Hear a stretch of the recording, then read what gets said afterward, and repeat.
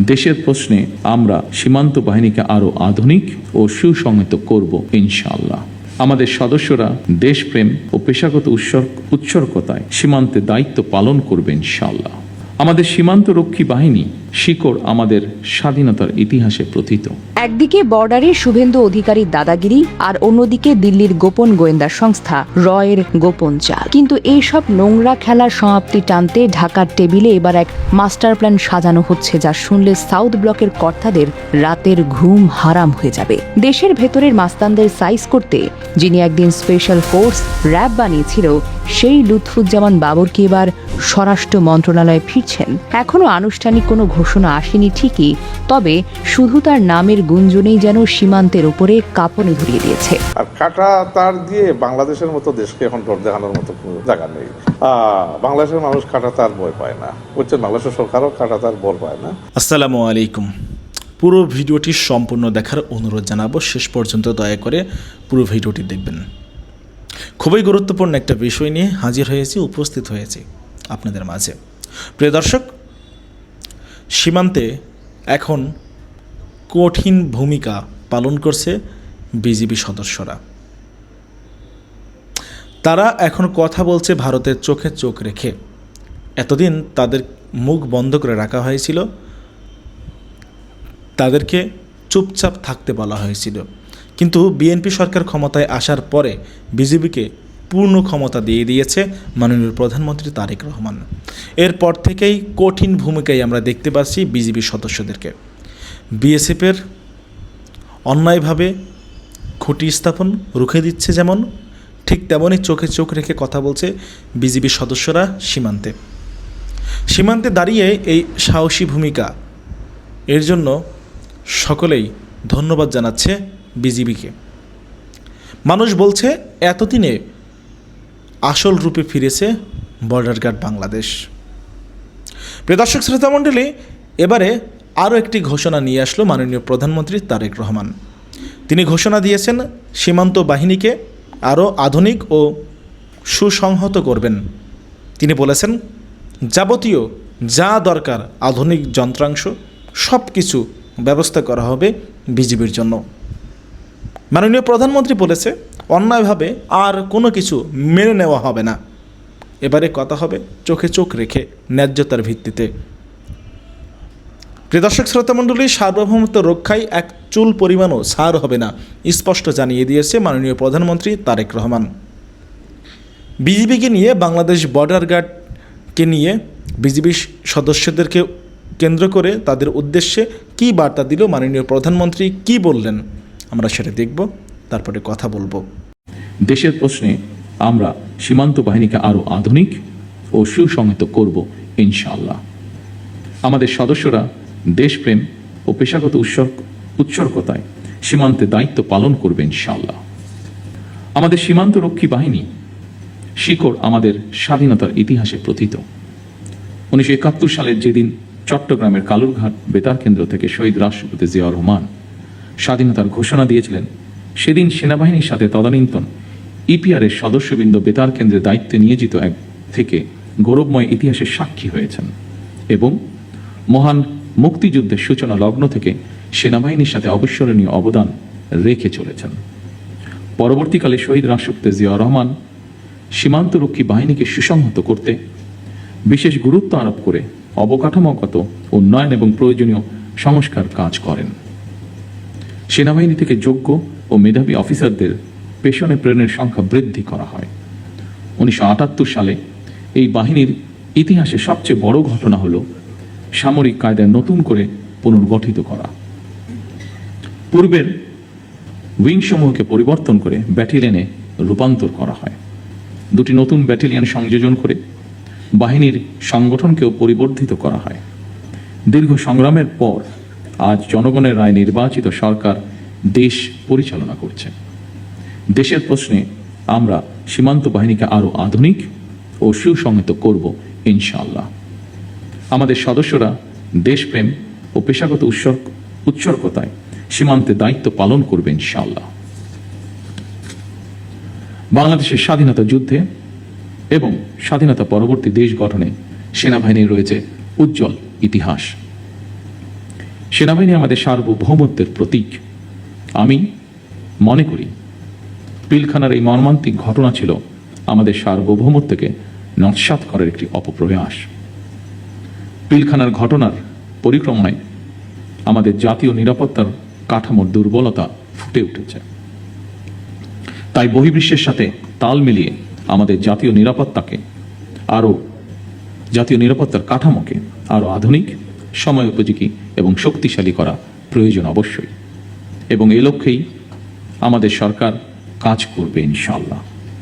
একদিকে বর্ডারে শুভেন্দু অধিকারীর দাদাগিরি আর অন্যদিকে দিল্লির গোপন গোয়েন্দা সংস্থা রয়ের গোপন চাল। কিন্তু এইসব নোংরা খেলার সমাপ্তি টানতে ঢাকার টেবিলে এবার এক মাস্টার প্ল্যান সাজানো হচ্ছে, যা শুনলে সাউথ ব্লকের কর্তাদের রাতের ঘুম হারাম হয়ে যাবে। দেশের ভেতরের মাস্তানদের সাইজ করতে যিনি একদিন স্পেশাল ফোর্স র্যাব বানিয়েছিল, সেই লুৎফুজ্জামান বাবরকে এবার স্বরাষ্ট্র মন্ত্রণালয়ে ফিরছেন। এখনো আনুষ্ঠানিক কোনো ঘোষণা আসেনি ঠিকই, তবে শুধু তার নামের গুঞ্জনেই যেন সীমান্তের উপরে কাঁপনে ধরিয়ে দিয়েছে। শুভেন্দু রকে চিরতরে অন্ধ করে দিতে কি এবার নতুন কোনো এলিট ফোর্স নিয়ে মাঠে নামবেন বর্ডার কন্ট্রোলার এই পুরনো বস? একটা প্রশ্নই এখন চারিদিকে ঘুরপাক খাচ্ছে। পশ্চিমবঙ্গের গদিতে বসে মোদির ছোটদা শুভেন্দু ভেবেছিলেন ৪৫ দিনের একটা ফাঁকা আওয়াজ দিয়ে তিনি তারেক সরকারকে বিশাল একটা গ্যাড়া করে ফেলে দেবেন। বর্ডারে কাঁটাতারের বেড়া দেওয়ার নাম করে তিনি মূলত ভারতের গোয়েন্দা সংস্থা র এবং বিএসএফকে দিয়ে নতুন এক মাতব্বরি শুরু করতে চেয়েছিলেন। শুভেন্দু সরকার ভেবেছিল এই সস্তা চাল দিয়ে তারা ঢাকার উপরে ছুরি ঘোরাবে। তারা বর্ডারে নিরীহ মানুষদের সারাক্ষণ একটা আতঙ্কের মধ্যে রাখতে চেয়েছিল। কথায় কথায় তারা এমন ভাব দেখায় যেন বাংলাদেশ তাদের হাতের মুঠোয়, কিন্তু তারা খুনাক্ষরে বুঝতে পারেনি যে তারা আসলে তারেক রহমানের পাতা এক ভয়ঙ্কর ফাঁদে পা দিয়েছে। তারেক প্রশাসন ঠিক এমন একটা সুযোগের অপেক্ষাতেই ছিল। বর্ডারের ফালতু মাস্তানি শক্ত হাতে দমন করার জন্যই তো এখন স্বরাষ্ট্র মন্ত্রণালয় একজন কড়া মাথা নেতার খুব বেশি দরকার হয়ে পড়েছে। আর ঠিক এই সুযোগটাকে কাজে লাগিয়ে হিসেবের খাতায় সবচেয়ে বড় ট্রাম্প কার্ড হিসেবে উঠে এসেছেন সেই পুরনো ডন লুৎফুজ্জামান বাবরের নাম। মোদী প্রশাসন আর শুভেন্দু মিলে যে নোংরা জাল বুনেছিল, এখন সেই জালে তারা নিজেরাই খুব বাজেভাবে আটকে গেছে। যাকে ১৭ বছর ধরে জেলের অন্ধকার প্রকোষ্ঠে আটকে রেখে তিলে তিলে শেষ করার চেষ্টা করা হয়েছিল, সেই বস বাবর এখন আগের চাইতে অনেক বেশি চালাক, অনেক বেশি ভয়ঙ্কর। ২৬ সালের নির্বাচনে নেত্রাকোনা ৪ আসন থেকে ১,২১,০৪২ ভোটের বিশাল ব্যবধানে জিতে তিনি সবাইকে দেখিয়ে দিয়েছেন জেলের তালা তাকে একটু দমাতে পারেনি। ২০০৪ সালে সেই সময়টার কথা আপনাদের মনে আছে? আন্ডারওয়ার্ল্ডের বড় বড় ডন আর চাঁদাবাজদের শিকড় একেবারে উপড়ে ফেলতে যিনি জিরো টলারেন্স নীতি তৈরি করেছিলেন, যার নাম র্যাপিড অ্যাকশন ব্যাটালিয়ন র্যাব। ২০০৪ সালের ২৬শে মার্চ যখন র্যাব মাঠে নামলো, তখন তারই আইকনিক কালো চশমা আর কড়া অ্যাকশনের ভয়ে দেশের সব মাস্তানরা এলাকা ছেড়ে পালিয়েছিল। মোদী প্রশাসন খুব ভালো করেই জানে এই পুরনো ডন একেবারে মাঠে নামলে কারো কোনো রক্ষা নেই। শুধু তাই নয়, ২০০৪ সালের এপ্রিলে চট্টগ্রামে ধরা পড়া সেই ১০ ট্রাক অস্ত্রের পুরনো ঘটনা আজও যেন দিল্লির বুকে কাঁপন ধরিয়ে দেয়। ভারতের গোয়েন্দাদের ধারণা ছিল এই বিশাল অস্ত্রের চালান মূলত উত্তর পূর্বাঞ্চলীয় রাজ্য বা 7 সিস্টার্সে আগুন ধরিয়ে দেওয়ার জন্যই আনা হয়েছিল। আর এই পুরো মাস্টার প্ল্যানের পেছনে ভারতের মিডিয়া সবসময় বাবরের নামটাই সামনে এনেছে। দিল্লির সাউথ ব্লক খুব ভালো করেই জানে বস বাবর মানে ভারতের জন্য বিশাল বিপদের নাম। ভারত সবসময় ভয় পায় যে বাবর আবার ক্ষমতায় এলে ভারতের ভিতরে ঝামেলাগুলো মাথা চাড়া দিয়ে উঠবে না। আর এই ভয়টাই এখন দিল্লির কর্তাদের কুড়ে কুড়ে খায়। তারা বুঝতে পারে বর্ডারে শুভেন্দু যে আগুন নিয়ে খেলার চেষ্টা করছেন, সে আগুন এবার নিজেরাই নিজেদের ঘরকে পুড়ে ছাই করে দিতে প্রস্তুত। এখন চারিদিকে একটাই বড় প্রশ্ন ঘুরপাক খায়, যিনি দেশের ভেতরের মাস্তানদের দমাতে র্যাবের মতো দুর্ধর্ষ এলিট ফোর্স বানাতে পারেন, তিনি যদি এবার স্বরাষ্ট্র মন্ত্রণালয়ে বসেন, তাহলে বর্ডারের বাহিরের মাস্তানদের সাইজ করতে তিনি করবেন কি? চারিদিকে জোর গুঞ্জন শোনা গেছে বর্ডারে বিএসএফ এর পেশি শক্তি আর রয়ের নজরদারি পুরোপুরি রুখে দিতে এবার হয়তো স্পেশাল কোনো বর্ডার টাস্ক ফোর্স গঠনের ব্লুপ্রিন্ট আঁকা হচ্ছে। এই ফোর্সের কাজ শুধু বর্ডার পাহারা দেওয়াই হবে না, বরং ছদ্মবেশে থাকা রয়ের চরদের ধরে ধরে এমন ধোলাই দেওয়া হবে যে তারা বর্ডার ছেড়ে পালানোর পথই পাবে না। মোদীর ছোটদা শুভেন্দু ভেবেছিলেন রয়ের গোপন রিপোর্ট দিয়ে তিনি ঢাকাতে চাপে রাখবেন, কিন্তু বস বাবর যদি সত্যি স্বরাষ্ট্র মন্ত্রণালয়ের চেয়ারে বসেন, তবে রয়ের পুরো নেটওয়ার্ক এক নিমিষে ব্লাইন্ড বা অন্ধ হয়ে যাবে। বর্ডারে তখন শুরু হবে নতুন খেলা, যেখানে বিএসএফ আর রকে সারাক্ষণ দৌড়ের উপর থাকতে হবে। এমনিতেই ঢাকা আর ইসলামাবাদের মধ্যে 10 বছর মেয়াদী গোপন গোয়েন্দা চুক্তির খবরে ভারত এখন চারিদিক থেকে প্যাচে পড়ে আছে। পাকিস্তান এবং বাংলাদেশের এই কাছাকাছি আসা ভারতের 7 সিস্টার্সের নিরাপত্তা নিয়ে নতুন করে না বিপদের ঘণ্টা বাজিয়েছে। তার উপর পুরনো ডর বাবর যদি স্বরাষ্ট্র বা উপস্বরাষ্ট্রমন্ত্রীর দায়িত্ব পান, তবে এই চুক্তির আসল রূপ কতটা ভয়ঙ্কর হতে পারে তা ভেবেই তো মোদী প্রশাসন রীতিমতো ঘামতে শুরু করেছে। স্পিকার মেজর হাফিজ আগেই খুব কড়া ভাষায় সাফ সাফ জানিয়েছেন, খোদ আমেরিকারও সাহস নেই এই দেশ দখলে নেওয়ার, যেখানে মোদীর ছোটদার সুবিমতো নিতান্তই চুরিপুটি। তারেক সরকার প্রমাণ করে দিয়েছে দিল্লির ইশারায় নাচার পাত্র তারা না। তারা চোখে চোখ রেখে কড়া ভাষায় কথা বলতে জানে, কারণ ধমকে এখন বাংলাদেশ এক ফোঁটাও ভয় পায় না। দিল্লির বাঘা নেতারা এখন হাড়ে হাড়ে বুঝতে পারে শুভেন্দুর এই কাঁচা কাজ তাদের জন্য কত বড় বিপদ ডেকে এনেছে। তারেক রহমান খুব ঠান্ডা মাথায় একের পর এক চাল দিচ্ছেন। তিনি খুব ভালো করেই জানেন কখন কোথায় কিভাবে আঘাত করতে হয়। তারেক সরকারের এই নীরব কৌশল মোদী প্রশাসনের বুকটা রীতিমতো কাঁপিয়ে দিয়েছে। তারা বুঝতে যে পুরনো ডন বাবরকে যদি সত্যি বর্ডারের দায়িত্ব দেওয়া হয়, তবে ভারতের উত্তর পূর্বাঞ্চলীয় রাজ্যগুলোতে যে আগুন জ্বলবে তা নেভানোর ক্ষমতা আর কারোই থাকবে না। শুভেন্দুর সরকার যে ৪৫ দিনের ডেডলাইন দিয়েছিল তা এখন নিজেদের গলার কাটা হয়ে দাঁড়িয়েছে। বিএসএফ এর জওয়ানরা এখন ভয়ে তটস্থ থাকে কখন বিজেপির পাল্টা ধাওয়া শুরু। আর এর মধ্যে যদি বর্ডারে বস বাবরের নতুন কোনো এলিট ফোর্স নামানো হয়, তবে বিএসএফ লেজ গুটিয়ে ক্যাম্প ছেড়ে পালাতে বাধ্য হবেই বটে। সবচেয়ে মজার বিষয় হলো লুৎফুজ্জামান বাবর এখনো স্বরাষ্ট্রমন্ত্রীর আসনে বসেননি, মানে তিনি এখনো আনুষ্ঠানিকভাবে দায়িত্ব পাননি। এই মুহূর্তে হয়তো তিনি তার ড্রয়িং রুমে বসে একদম রিল্যাক্স মুডে এক কাপ চা খাচ্ছেন, কিন্তু রাজনীতির অন্দরমহলে কান পাতলেই তার ফিরে আসার এই জোর গুঞ্জন শোনা যায়। আর এই গুঞ্জনই প্রমাণ করে তারেক সরকার কতটা শক্ত হাতে বর্ডারের পরিস্থিতি সামাল দিতে প্রস্তুত। বর্ডার কন্ট্রোলের এই পুরনো বস এখনো মাঠে নামেনি, কেবল ড্রয়িং রুমে তার প্রস্তুতি নিচ্ছেন। খবর শুনে সীমানার ওপরে যে কাঁপন শুরু হয়ে গেছে, ভাবুন তো যেদিন তিনি সত্যি ফিল্ডে নামবেন সেদিন শুভেন্দুর দাদাগিরি কোথায় গিয়ে ঢুকবে। শুভেন্দুর সরকার এখন রীতিমতো আতঙ্কে দিন কাটায়। তারা বুঝতে পারছে না ঢাকা আসলে ভেতরে ভেতরে কি প্ল্যান করে।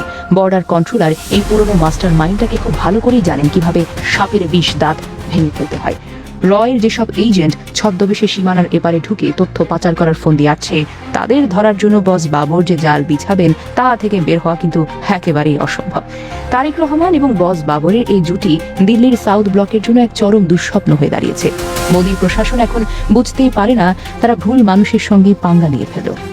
তারেক সরকার কোনো ফাঁকা আওয়াজ দেয় না, তারা সরাসরি মাঠে নেমে অ্যাকশনে বিশ্বাস করে। আর এই অ্যাকশনের সবচেয়ে বড় খেলোয়াড় হতে পারে আমাদের সবার পরিচিত ডন লুৎফুজ্জামান বাবর। খেলা তো কেবল শুরু হয়েছে। শুভেন্দুর র আর বিএসএফ এর সব ষড়যন্ত্র ধূলিসাৎ করে দিতে তারেক রহমান যে মাস্টার প্ল্যান সাজিয়েছেন তা ধীরে ধীরে আলোর মুখ দেখে। বর্ডারে নিরীহ মানুষদের সুরক্ষার জন্য এবং দেশের সম্মান বাঁচাতে তারেক সরকার যে কোনো কঠোর সিদ্ধান্ত নিতে একটু পিছপা হবে না। আর এই কঠোর সিদ্ধান্তের সবচেয়ে বড় অস্ত্র হতে পারেন পুরনো ডন লুৎফুজ্জামান বাবর। এই ব্রেন গেমকে জিতে আর কে হারে তার শেষটা দেখার জন্য পুরো দুনিয়া এখন অধীর আগ্রহে অপেক্ষা করে। আগামী দিনে ভারতের কপালে যে আরো অনেক বড় একটা শনির দশা অপেক্ষা করছে তা এখন দিনের আলোর মতোই পরিষ্কার। বস বাবর যদি একবার তার পুরনো ফর্মে ফিরে আসতে পারেন, তবে দিল্লির বাবুদের পালানোর কোনো জায়গা থাকবে না। এই পুরো ঘটনাটা আমাদের সবার জন্য একটা বড় শিক্ষা। গায়ের জোরে মাতব্বরি বেশি দিন থেকে না। শুভেন্দুর মতো নেতাদের ফাঁকা গলাবাজি এখন কেবলই হাসির খোরাক। বর্ডারে এখন সূর্য উঠেছে, আর এই নতুন আলোয় ভারতের সব গোপন ষড়যন্ত্রের পর্দা ফাঁস হয়ে গেছে। তারেক সরকার আর বস বাবরের এই নতুন পদক্ষেপে দেশের মানুষ আবার নতুন করে স্বপ্ন দেখতে শুরু করেছেন। তবে এখানেই শেষ নয়। ভারত যদি ভাবে তারা এখনো আগের মতো করে সবকিছু কন্ট্রোলে রাখতে পারবে, তবে তারা বোকার স্বর্গে বাস করছে। ডন বাবর যদি সত্যি স্বরাষ্ট্র মন্ত্রণালয়ে জাদুকরি স্পর্শ নিয়ে আসেন, বর্ডারের পুরো চিত্র কিন্তু পাল্টে যাবে। বিএসএফ এর চোখ রাঙানি তখন অতীত হয়ে যাবে। বর্ডারের পাহারায় থাকা দামাল ছেলেরা আরো বেশি আত্মবিশ্বাসী হয়ে ভারতের যে কোনো নোংরা চালের বদলে জবাব দেবে। শুভেন্দু অধিকারী যে কাঁটাতারের বেড়ার স্বপ্ন দেখেছেন তা হয়তো তার নিজের গলাতে একদিন ফাঁস হয়ে ঝুলে পড়বে। আর দিল্লির সাউথ ব্লক তখন শুধু বসে বসে আফসোস করবে যে কেন তারা তারেক সরকারের সাথে বিনা কারণে পাঙ্গা নিতে এসেছিল। খেলা এবার জমে উঠেছে জানেন। আর এই জমজমাট খেলার শেষ দৃশ্যে কে বাজিমাত করবে তার সময়ের হাতেই ছেড়ে দেওয়াটা ভালো। তবে একটা কথা একদম নিশ্চিত, বস বাবর যদি একবার মাঠে নামেন তবে পুরো খেলার নিয়মটাই বদলে যাবে। আর সেই নতুন নিয়মে শুভেন্দুর রয়ের ধরাশায়ী হওয়ার বাকি থাকবে। সীমান্তে গুলি চলার 24 ঘন্টা পেরোয়নি, সোনার হাটে এখনো বারুদের গন্ধ নাকে আসছে। এর মধ্যেই পশ্চিমবঙ্গ থেকে এলো বড় খবর। সেই খবরেই উকি দিচ্ছে নতুন এক উত্তেজনা। দর্শক, ভারত বাংলাদেশ সীমান্ত জুড়ে কাঁটাতারের বেড়া নির্মাণ করতে সীমান্ত রক্ষী বাহিনীকে 100 একর জমি দিচ্ছে শুভেন্দু সরকার। নতুন করে বিএসএফ আউটপোস্ট আর 100 একর জমি অধিগ্রহণের সিদ্ধান্ত ঘিরে বাড়ছে উত্তেজনা। মুর্শিদাবাদ থেকে মালদা, নদিয়া থেকে কোচবিহার এবার বদলে যেতে পারে পুরো সীমান্তের বাস্তবতা। দর্শক, ভারত বাংলাদেশ সীমান্তে কাঁটা তারের বেড়া নিয়ে দীর্ঘদিনের রাজনৈতিক টানাপোড়েনের পর এবার দৃশ্যপট বদলাতে শুরু করেছে পশ্চিমবঙ্গ। নির্বাচনী প্রচারে অনুপ্রবেশ ইস্যুকে সবচেয়ে বড় রাজনৈতিক অস্ত্র বানানো বিজেপি সরকার ক্ষমতায় এসেই সীমান্ত নীতিতে দ্রুত পদক্ষেপ নিচ্ছে। মুখ্যমন্ত্রী শুভেন্দু অধিকারী প্রথম মন্ত্রিসভার বৈঠকেই ঘোষণা করেছিলেন সীমান্তে কাঁটাতারের বেড়া নির্মাণের জন্য প্রয়োজনীয় জমি দ্রুত বিএসএফ এর হাতে তুলে দেওয়া হবে। সেই ঘোষণার মাত্র 10 দিনের মধ্যেই প্রায় 100 একর জমি হস্তান্তরের প্রক্রিয়া শুরু হচ্ছে। রাজনৈতিক পর্যবেক্ষকদের মতে এটা শুধু প্রশাসনিক সিদ্ধান্ত নয়, বরং সীমান্ত রাজনীতির নতুন এক বার্তা। ভারতীয় সংবাদ মাধ্যমের দাবি, পশ্চিমবঙ্গের 5 জেলায় প্রায় 43 একর জমি কাঁটাতারের বেড়ার জন্য এবং আরো 56 একর জমি সীমান্ত আউটপোস্ট তৈরির উদ্দেশ্যে বিএসএফ কে দেওয়া হচ্ছে। মুর্শিদাবাদ, মালদা, কোচবিহার, নদিয়া ও উত্তর 24 পরগনা এই পদক্ষেপের কেন্দ্রবিন্দুতে। এর বাইরে শিলিগুড়ির চিকেন স্নেক করিডোরকে ঘিরেও নিরাপত্তা জোরদারের পরিকল্পনা চলছে। ভারতীয় নিরাপত্তা কাঠামোয় এই অঞ্চলকে অত্যন্ত স্পর্শকাতর ধরা হয়, কারণ এই সরু করিডোরই উত্তর পূর্ব ভারতের সঙ্গে মূল ভূখণ্ডের সংযোগ বজায় রাখে। এই সিদ্ধান্তের তাৎপর্য আরো বেড়ে গেছে সাম্প্রতিক সীমান্ত উত্তেজনার কারণে।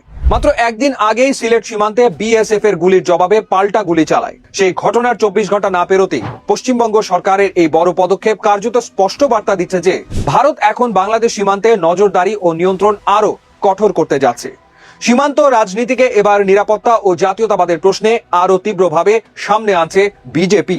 বাস্তবে এই প্রকল্প কার্যকর হলে সীমান্তবর্তী মানুষের জীবনেও বড় পরিবর্তন আসবে। বিশেষ করে নদী ভাঙন ও চরাঞ্চল ঘেরা মুর্শিদাবাদ, মালদা বা উত্তর 24 পরগনার বহু মানুষ বছরের পর বছর সীমান্তের খোলা পরিবেশে অভ্যস্ত ছিলেন।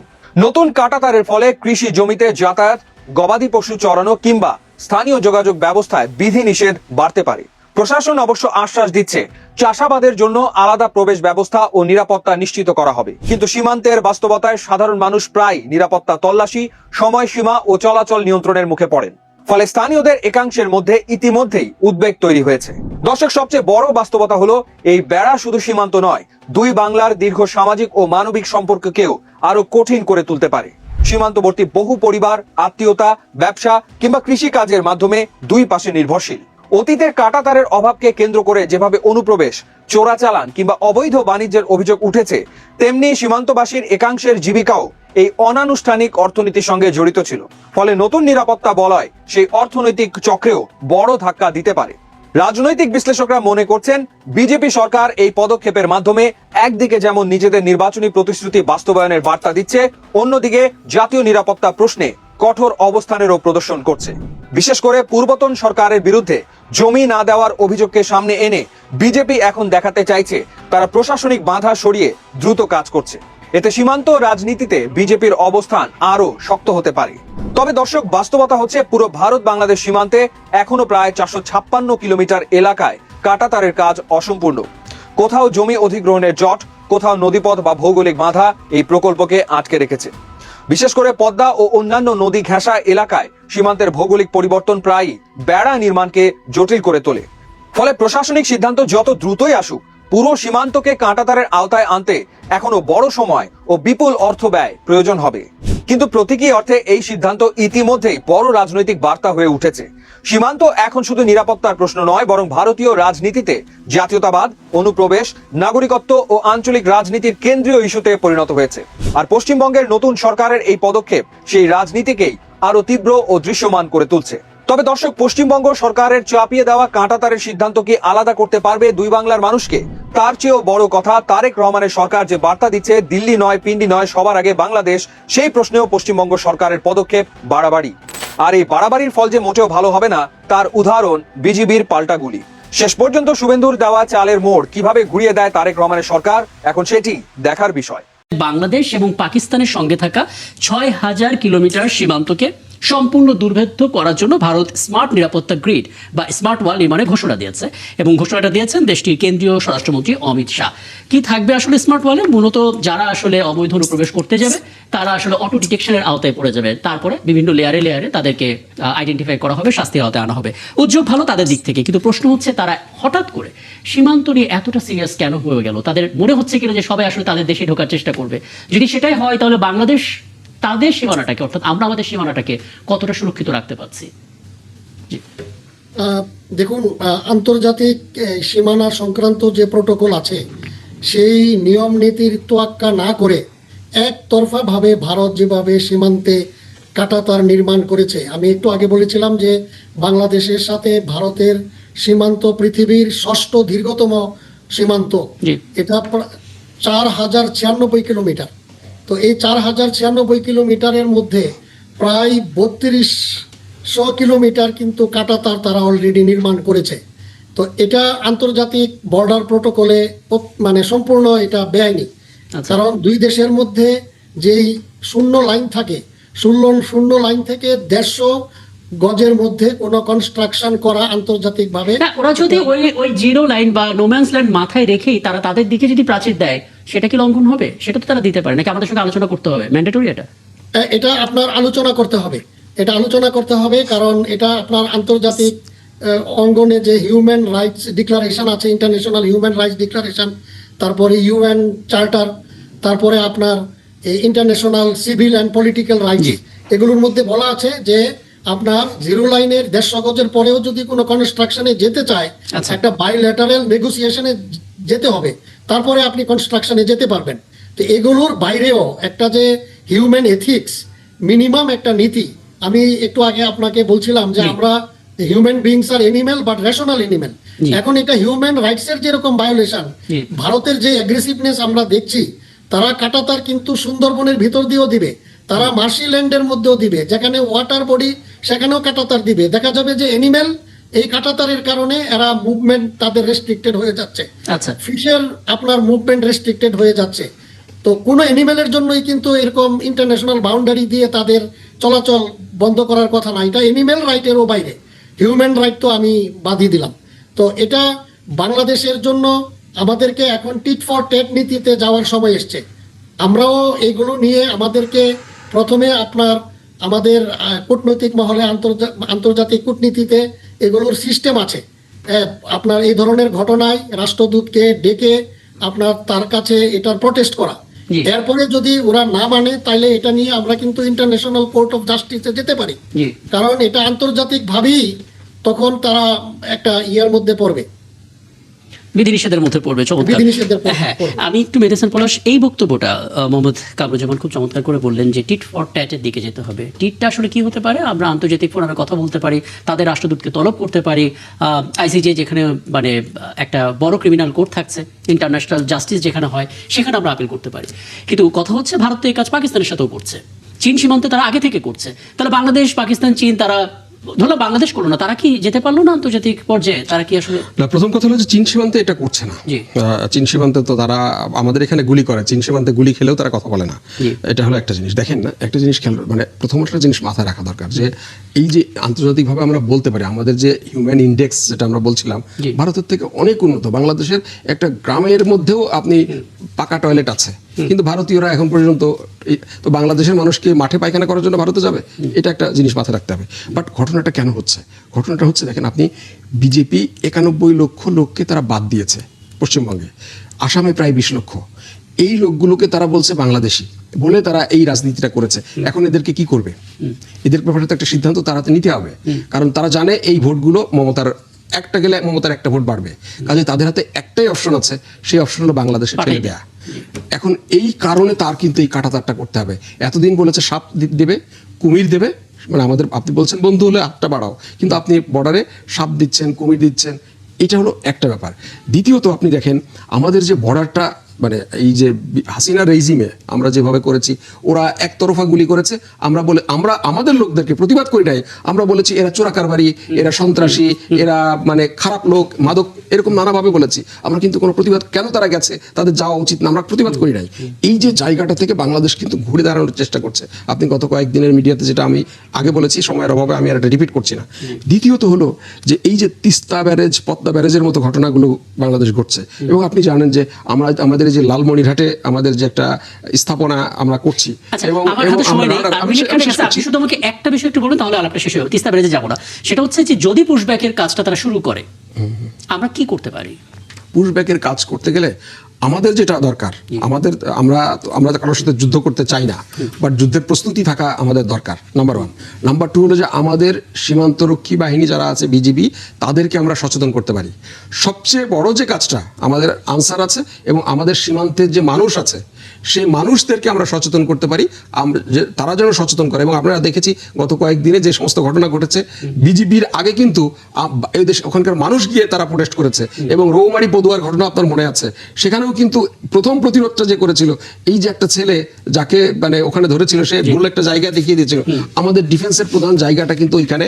আমি যদি সীমান্তের মানুষকে সচেতন করতে পারি, তাহলে কিন্তু এই পুশব্যাক পুশিং ঠেকাতে পারি। এরপরে কূটনৈতিক আলোচনা, ইন্টারন্যাশনালি যাওয়া, অন্যান্য বিষয়গুলো তো আছে। না, কিছু আছে। আমার প্রতিরক্ষার প্রস্তুতিটা যেটা হাসিনার আমলে একদমই হয় নাই, সেদিকে একটু সচেতন থাকতে হবে। অনেক অনেক অনেক ধন্যবাদ চমৎকার পরামর্শ দেওয়ার জন্য। প্রিয় দর্শক শ্রোতামণ্ডলী, আপনারা দেখেছেন প্রধানমন্ত্রী তারেক রহমান কি বললেন।